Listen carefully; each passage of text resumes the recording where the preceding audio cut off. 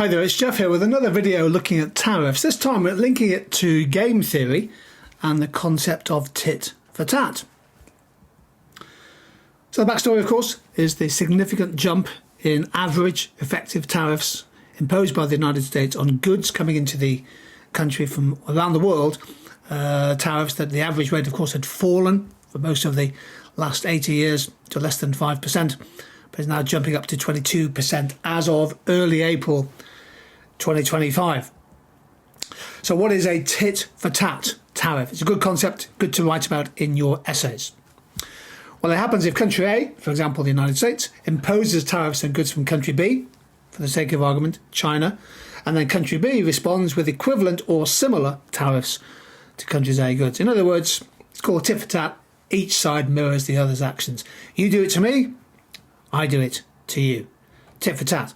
And this strategy is often used to signal disapproval and to try to pressurise the other country into removing or mutual reduction in tariffs over time. Now, game theory has a lot to say about tit for tat behaviour. Game theory you may well have studied as part of your A-level or IB economics. Study strategic decision making, where the outcome for each player depends on the actions of others and the likely reactions of others. One of the great games, of course, is the prisoner's dilemma. We have a video on that on the Tutor2u YouTube channel. Now, in theory, countries would both benefit if they cooperated. Mutual gains from keeping tariffs low, but perhaps in the short run, each country has an incentive to defect from cooperative behaviour to raise import tariffs, for example, to protect their domestic industries. But if both countries choose to defect, tit-for-tat behaviour, imposing higher tariffs, both can lose in the long term via higher prices and clearly disrupted trade. So retaliatory tariffs serve as a signal. We will not accept unfair treatment, but countries can then get locked into a defective behaviour. And there are certain grim scenarios where the world economy descends quite quickly into kind of tit-for-tat tariffs. This is worth understanding as we head into these uncertain times. Just today, just before recording this video, here's a headline from the BBC. China to impose additional 34% tariff on US goods from the 10th of April. So Trump had announced 20% plus 54% tariffs on China. So clearly very hard hit. About 18% of US imports of goods come from China.